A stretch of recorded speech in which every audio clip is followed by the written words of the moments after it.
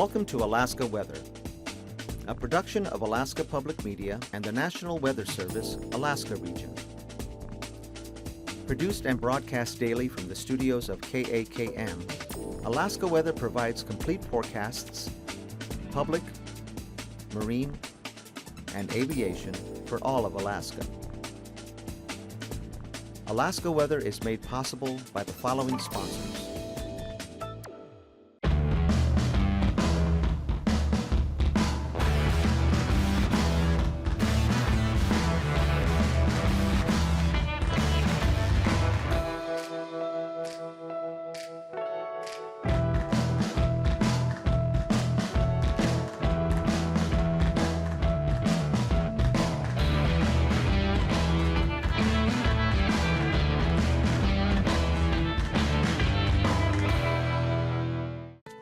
Support comes from the University of Alaska College Savings Plan, helping you and your child save for college every step of the way, from diapers to diploma.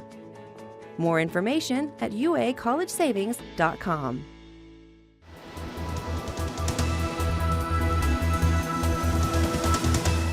The National Weather Service. Good Tuesday, everyone. I'm meteorologist Dave Snider with the National Weather Service. It is time for Alaska weather, and the 8th of March, our website is always up and open to give you more weather information anytime you need it, whether it's satellite and radar pictures or perhaps a link to your local weather observations, or show you where you're going there with local weather observations in places like Anchorage or Lake Hood if you're flying in, or perhaps you're heading out west to Bethel or up to Nome. The Weather Info Line can help you out as well, 800-472-0391. Find us on Facebook, on Twitter, and on YouTube in the afternoon. Of course, around 4 o'clock, you'll get your daily afternoon map briefing. You'll see the same charts here, but the afternoon you can get a kind of a sneak peek of what's coming your way on Alaska weather. You'll find this complete broadcast, of course, on YouTube later on in the evening with our partners here at Alaska Public TV. Of course, go to youtube.com and search for AKwx TV, and you'll find this complete show that way later on. Here's a look up north first. Hazardous weather shows that winter weather advisories are still in effect for the North Slope all the way from Point Hope toward Kaktovik. This means that there will be snow and blowing snow. Chances are not a whole lot of snow will fall, if any, but it's certainly going to move it around, and visibility could be under 1 mile if you're along the north coast there. Through tonight and tomorrow, you'll certainly notice that as winds continue to blow from the east and northeast through most of the night. Now, as we look a little bit further south, winds are going to pick up from the west and northwest as low pressure works across the central Aleutians and the southern Bering Sea tonight and into tomorrow. And as it strengthens by late Wednesday, we're going to see the winds come up from the north and west about 55 to 70 miles per hour with gusts to 85 miles per hour. They're potentially going to be warning level winds, which means that they could create some damage there as the winds start to pick up there late Wednesday night and into Thursday. Most of the strongest winds right now look like they're going to be from about AKwx as we head into late Wednesday and into Thursday there. So the potential for winds to come up from the north and west, 55 to 70 miles per hour and gusts to 85 possible as we head into late Wednesday and into Thursday for the central Aleutians. A high wind watch is posted. Here's a look at the satellite picture, and you'll see a familiar sight there across the Gulf of Alaska. That would be low pressure, and it would be the persistent weather pattern really for most of the wintertime. What that means is places like Sitka have seen the coldest temperature all winter only at 27 degrees. If that remains true for the next couple weeks as we head into springtime, it would be one of the warmest winters on record there for Sitka. That is impressive stuff. 27 degrees so far, the coldest temperature seen in Sitka all winter long. You can see once again what's driving that. We've got a lot of warm ocean water that you can't see on this satellite picture, but you can see the persistent southerly flow that's keeping that warm air working right up the outer coast of southeast, and another surge of moisture coming your way. It'll improve rainfall conditions there as we get into the next several days. Something to point out, though, is this burst of bright white clouds here across the central and eastern Gulf of Alaska. Those are showers and thunderstorms. We've seen a few strikes on the satellite picture there earlier today. We've been noticing a little bit of lightning activity. This could continue working north and east, so anywhere along the outer coast tonight and into tomorrow, there will be a better opportunity as we go into the day for at least a few thunderstorms in that outer coast region there. So if you're planning to go offshore just a little bit, keep the weather in mind for sure as you're planning your route. Here's a look at the interior, and once again, cloud cover working northward, but some of that certainly breaking up there. The north slope seeing some low clouds throughout the day, and also blowing and drifting snow there. Most of that, again, around 1 mile in visibility or less at times, but not reaching quite a blizzard level. Looking out to the west, a 998 millibar low working east into the Aleutians. This will be part of the system that generates stronger winds as we get into Wednesday night and Thursday. Low pressure sitting south and west of Bristol Bay at 993 millibars, dragging in some colder air. High pressure is strengthening across the eastern parts of Siberia there, but not really strong enough to punch a whole lot of cold air into Alaska anytime in the immediate future anyway. Low pressures across the Gulf at 968 millibars, and once again a little bit of thunder and lightning out there. The front itself is generally working north and east and kind of expanding as these systems are wont to do. And as it does that, the leading edge of this weather change will start to break up and fall apart as we get into Wednesday and Thursday. So a better chance for showers as we get into tonight. Some mixed precipitation around Haines and Skagway, and a better chance for rain showers into Prince William Sound. Kodiak Island, you're looking at an opportunity for some rain and snow showers tonight. A better chance for that to kind of warm up as we get into tomorrow, so a better chance for rainfall there. And out across the west, a 981 millibar low across the western chain. That spreads eastward up north. Blowing and drifting snow remains possible with a weak disturbance there just in the interior of the Seward Peninsula and the Koyuk Valley. It doesn't look like we're going to see a whole lot of development for precipitation there anywhere from the Alaska Range westward toward Norton Sound, the coastline there, or Nome. For Wednesday, blowing and drifting snow continues across the north slope. More clouds than anything else across the interior and the Kuskokwim Valley there. A 999 millibar low across the Yukon Delta itself. Low pressure continues its trek across the southern Bering Sea at 968 millibars. Pockets of rain and snow will move through the central chain. The winds will come in from the south and west and then change throughout the day, becoming stronger from the north and west of Adak late in the night. And again, that's when some of those stronger winds could reach our warning levels. That would be northwest 55 to 70 with gusts to 85 miles per hour. So once again, the central Aleutians under that high wind watch for late Wednesday and into Thursday. Across the Gulf Coast, the frontal boundaries breaking up there. We'll still see a focus for some showers and maybe some thunder across the outer coast during the daytime on Wednesday. There's another system a little bit further down to the south and east that's going to try and work its way northward. As it does, it'll bring another round of rain to southern parts of southeast. Low pressures working south of the eastern chain at this point on Thursday. At 963 millibars, the front will spread toward Bristol Bay, and you'll see some rain and snow into St. Paul and St. George and the central Aleutians. But as this system's working through, that's when those really strong northwesterly winds are coming in as well early in the day on Thursday. So watch for those winds to set up again late in the day on Wednesday and into Thursday morning for some gusts that could reach up to 85 miles per hour across the central chain. Winds are not going to be that strong across the north slope. Look for blowing and drifting snow there. Again, visibilities could remain about a mile or less at times, so conditions not as horrible as they could be, but certainly not entirely pleasant. And across the Kuskokwim Delta, Norton Sound coastline and toward Nome, again, not much of a chance for snow there. More clouds than anything else, and certainly some drier air working its way into the Copper River Basin and the Susitna Valley. Might even see a better chance for sunshine into the central and northern sections of Cook Inlet by Thursday afternoon. So that is a look at your surface maps features there as we go into the midweek.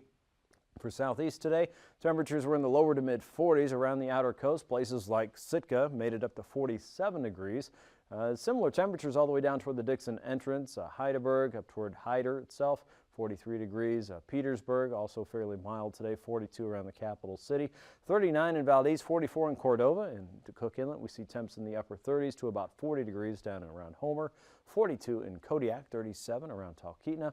19 around Healy. It was 31 at Fort Greely today with 14 in Fairbanks, 23 in Eagles, 12 for Fort Yukon, 0 around Anaktuvuk Pass, 7 for Arctic Village, about the same there in Kaktovik, and well below 0 for Point Barrow and Atkasuk today, both between 5 and 10 below, 5 below for Wainwright. Into Kotzebue Sound, temperatures were in the low to mid-teens. Kotzebue itself made it up to 20 today, 7 in Shishmaref, 17 in Nome. Unalakleet was 17 degrees, 18 in Grayling, 17 for McGrath. Tanana saw 15. As you get into places like Spiravon and a little bit further down the river, temps were generally in the lower to mid-20s there. Not too bad around the western side of Rainy Pass. As you look at Bethel, 19 degrees. Bristol Bay temperatures were in the lower to mid-30s today. In fact, even warmer down around King Salmon. The Alaska Peninsula saw temperatures just shy of 40 degrees, Sandpoint 37, 27 in St. Paul, lower 30s for Adak and Atka, and 34 out in Shemya. Overnight low temperatures will stay in the 20s to about 30 degrees for most of south central Kodiak, around 36. The Alaska Peninsula in the upper 20s and lower 30s. Southeast above freezing. In fact, some places down around the Dixon entrance could be closer to 40. Sitka 36. 14 below for Barrow tonight. Most of the coastal plain will see temperatures well below zero. 10 above for Unalakleet, 5 above in Nome. St. Lawrence Island also getting in on the chill at 4 below there, with southwest in the mid to upper 20s. As you look at high temps tomorrow, upper 20s to about 30 degrees for most of the middle Tanana Valley and Fairbanks. Eagle up to 34. Northway still hanging out in the upper 20s. Lower 40s in south central. A little more sunshine should help to boost those warming temperatures there. 43 in Kodiak, southeast in the mid to upper 40s, in fact, even warmer for you than it was today. 20 around Nunivak Island, 0 around Gamble, and 16 in Nome, with Kotzebue looking at temperatures in the single digits tomorrow. Shishmaref only 4 below. And let's pick one more. How about Tanana? About 18 tomorrow. Flying weather now. We're going to do something a little bit different here for you. We're going to start showing you the morning and the afternoon version of this so you can see the trend. IFR conditions along the northern coast and also across the western chain and around southwestern sections there. MVFR for hit and miss areas around southeast. Look for IFR conditions in the north, and as you get into the afternoon, conditions should improve a little bit in southeast. We'll keep IFR due to blowing snow around the northern coast, and you can see the leading edge of that front working its way across the Bering, as well as parts of the northern Bering Sea coast for the Alaska Peninsula and eastern sections of Kodiak Island. IFR could be expected in Kodiak tomorrow afternoon. Flying weather for the passes. Anaktuvuk Pass expected to turn over to MVFR throughout the day. Same goes for Adigan Pass for your daytime tomorrow. Lake Clark and Merrill Pass should see some improvements if you're trying to get out there to run supplies. Rainy Pass expected to see improvements toward VFR as your day goes on for Wednesday.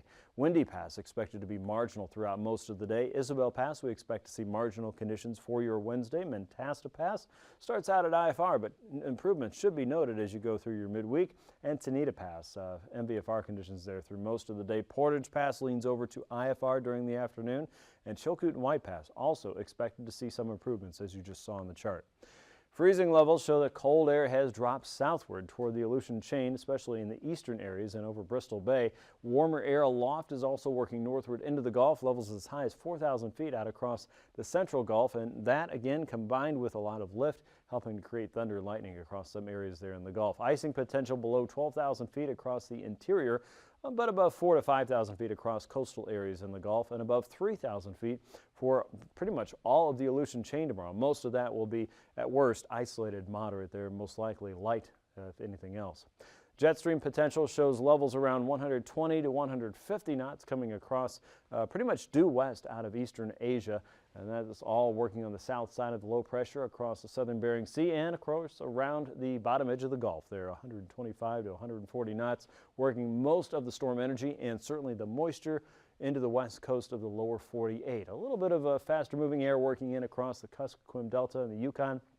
Most of that, though, will not have a whole lot of moisture to work with, so it doesn't have a great deal of impact, it looks like, across most of the region. At 9,000 feet, you can see faster winds already developing across the central and western chain, 55 to 70 knots there at 9,000 feet. Wind speeds coming in from the south and east around the northern and eastern Gulf are generally focused on areas on the central and southern parts of the outer coast for southeast. Wind speeds there could be as high as 70 knots. Interior winds, pretty light stuff, not much to write home about there, at 10 knots or so across the north slope all the way down into the Susitna Valley. At 3,000 feet, you can see wind speeds there still very slow, but bending off to more of a westerly direction out over the Bering Sea. Low pressure across the southern Bering shows faster winds west of the Pribilofs and really starting to crank up here across the central and western chain, anywhere from 55 to 65 knots. Wind speeds generally light over the Gulf of Alaska. You can see more of a north and westerly flow across the Alaska Peninsula, and winds considerably slower at 3,000 feet across the outer coast and the inner coast of southeast Alaska at 3,000 feet. Turbulence potential, we're going to watch for some probably some moderate turbulence across Sitka all the way up through Gustavus, and Yakutat and then back toward Cordova. Most of that's going to be below 4,000 feet. Around the eastern side of Kodiak Island, not only IFR developing, but probably some turbulence tomorrow, and below 6,000 feet for the central and western chain, reaching occasional moderate throughout the daytime tomorrow. That's a look at your aviation forecast. We'll be back with a look at the ice edge and your marine weather here in just a few minutes. Stay tuned.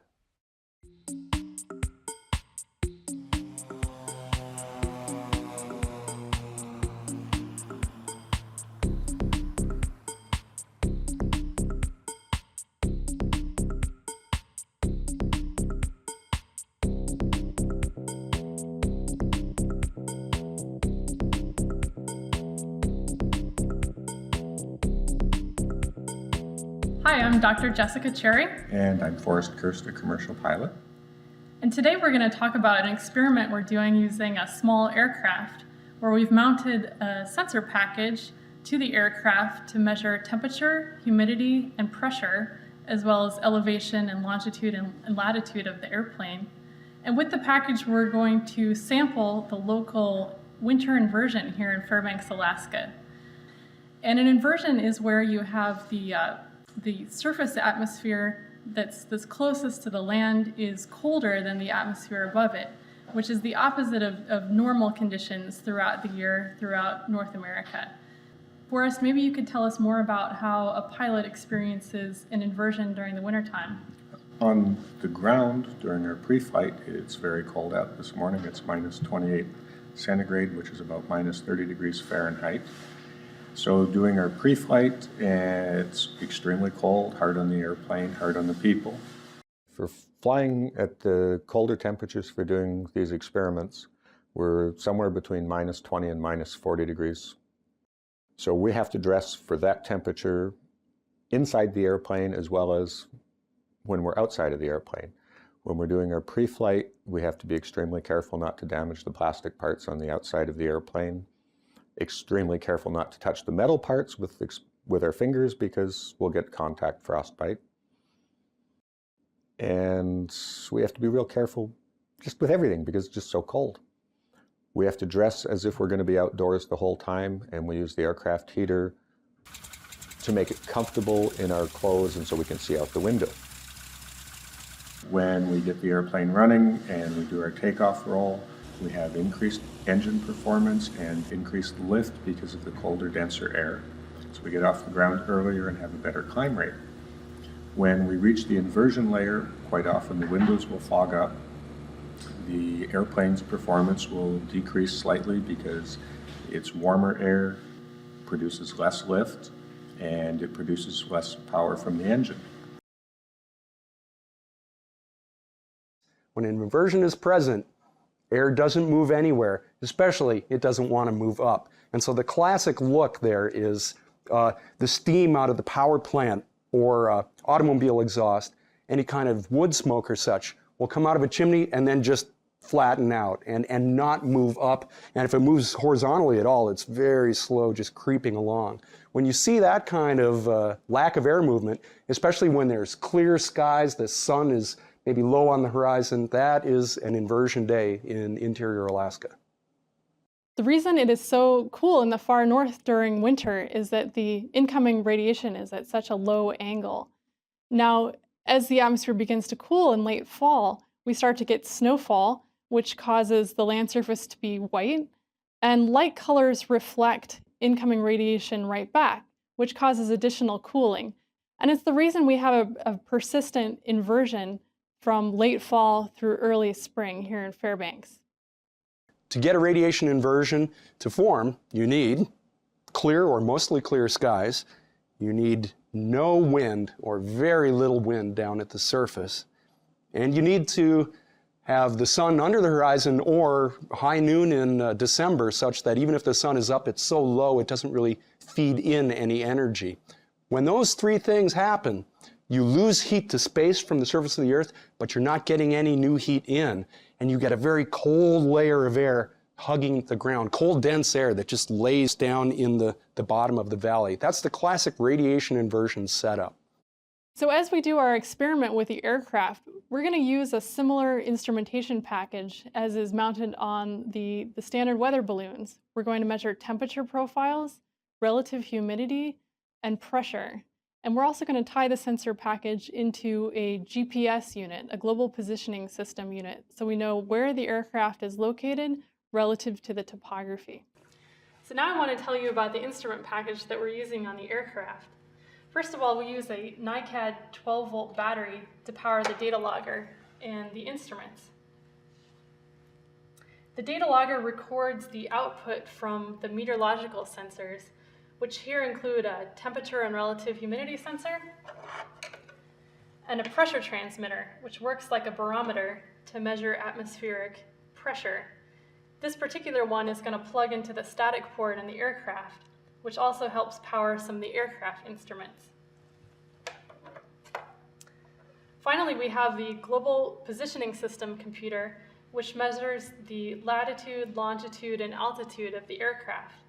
This one has an accuracy of about 10 meters, which is perfectly fine for what we're trying to do here. Here's a picture of our temperature and relative humidity sensor installed on the aircraft. So this is an FAA approved plate here mounted to the window. And we want the temperature sensor mounted towards the aft of the aircraft so we don't get air rushing in and it has a chance to equilibrate to the environmental conditions. And then finally, our pressure sensor is connected to this static port in the airplane, which again just measures the ambient pressure of the atmosphere where it hits this little hole in the plane. That's piped back into our pressure sensor inside. So one of the things that we're going to go out and do today is that we're going to attach the sensor package to the aircraft, and then Forrest is going to take off from Fairbanks International. To get repeatability for the data, we flew in and out of Fairbanks International, Nenana Airport, Ladd Army Airfield, and Eielson Airfield. So we do a very slow climb up through the inversion layer, climbing at about 100 feet per minute. Just very slow climb to the top of the inversion, find out where the ceiling is, and then once we're at the ceiling of the inversion, we do very slow porpoising up and down through the inversion to see if it's stable, if it's got different characteristics throughout it. Then we get to the next airport and we do a very slow descent into the airport at about 100 feet per minute, all the way to the ground.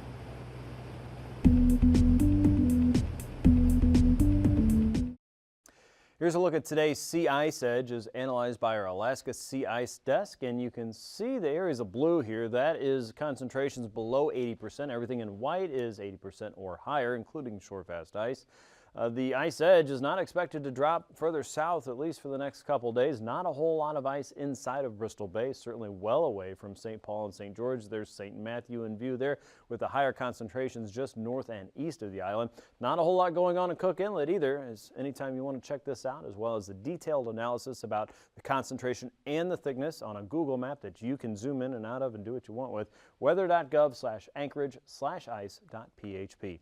Here's a look at the southeast marine forecast now. Northerlies inside of Lynn Canal at 15 knots with a 3-foot sea, 20 to 25 a little bit further south into Clarence Strait, 25-knot winds with a 6-foot sea. Remember, there's a chance for thunderstorms across the outer coast tomorrow. Probably isolated in nature at best, but that could change your plan a little bit if you're not ready for it. Southerlies coming up the outer coast from Sitka south, more of a south and easterly flow as you head up toward Yakutat. Winds from 30 to 35, and then Thursday the winds should improve, diminishing in all areas along the outer coast, and the threat for thunderstorms should diminish as well. Inside the Lynn Canal, 25 knots from the north with a 5-foot sea. A little bit further down into Stevens Passage and Clarence Strait, 20 to 25. But you'll notice that southeasterly wind still going in the Dixon entrance there in Clarence Strait at 20 knots with a 4-foot sea for Thursday.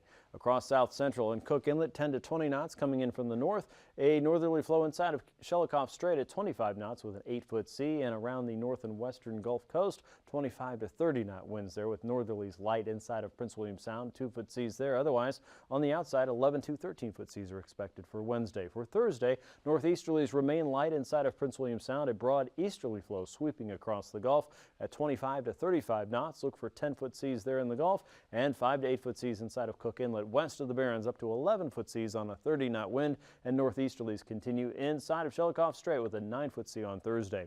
Across the Alaska Peninsula, 10 to 15 knots in most areas. On the Bering Sea coast, as you get into the Pacific coast, a little bit of a stronger flow from Castle Cape to Chignik, 25 knots with a 9-foot sea there on Wednesday. For Thursday, winds switch a little bit more from the Pacific Ocean side, 25 to 35, a 9 to 12-foot seas there inside of Bristol Bay, 6-foot seas on a 30-knot wind with southeasterlies a little bit further down the Bering Sea coast, coming in at 35 knots with an 8-foot sea. On Wednesday in the Aleutians, southerlies will be picking up across the central chain, already at 40 to 45, 11-foot seas there from Atka westward up to 18 feet as you head out towards Shemya and Attu and Kiska. Southerlies on the Pacific coast side, you can see the winds switching a little bit more as you head out toward the east, only 20 to 25 from Unalaska to Nikolsky on a 4 to 7-foot sea. Big changes for Thursday, though. Remember, a high wind watch is in effect for the central chain as we head into late Wednesday night and Thursday. The strongest winds will be from Adak westward as the switch comes around through the central Aleutians. Expect those stronger winds to spread eastward throughout the early morning hours. 50 to 55 from Nikolsky to Atka with 16 to 21-foot seas. Winds switching around from Unalaska at 20 knots with an 11-foot sea in the Bering Sea coast, and along the Pacific coast, 21-foot seas there with a 30-knot wind. Winds diminish from Kiska to Attu, only at 35 knots with 19 to 26-foot seas, though. It'll still be pretty choppy out there through most of Thursday. Across the west coast, northerlies coming down out of the Bering Strait, 15 to about 10 knots as you get into the Kuskokwim Delta region. 30-knot winds across St. Lawrence Island, an easterly flow across St. Matthew at 20 knots with a 3-foot sea in the open water, and southeasterlies remain light for the Pribilofs. Thursday, more of a northeasterly flow there, 25 to 35 knots in all areas, 9 to 12-foot seas across the open water. And for the North Slope, blustery conditions there. A winter weather advisory continues until 6 o'clock tomorrow morning for all of North Slope communities there, 15 to 25 with winds from the east and northeast. And for Thursday, winds diminish a little bit more in the Chukchi Seacoast down to 15 knots, but 25-knot winds continue for most areas from Point Lay all the way toward Kaktovik. Recapping tonight's weather, we're watching a low in the Gulf, continuing a threat for some isolated showers and thunderstorms across the outer coast tomorrow and southeast. Otherwise, cloudy but dry for most of the interior and blowing snow for the North Slope. A new storm working in across the central Aleutians will bring the threat for high winds across Adak and Atka as we head into Wednesday night and Thursday morning, so prepare for some gusts that could reach up to 85 miles per hour. I'm meteorologist Dave Snider. Thanks for watching Alaska Weather. I'll see you again here tomorrow. These forecasts are to be used for planning purposes only. Call 1-800-WX-BRIEF for a formal pre-flight briefing. Always file a flight plan before you go flying. The U.S. Coast Guard Auxiliary urges you to leave a float plan with a friend or the harbor master before you go boating. Alaska Weather is made possible by the following sponsors.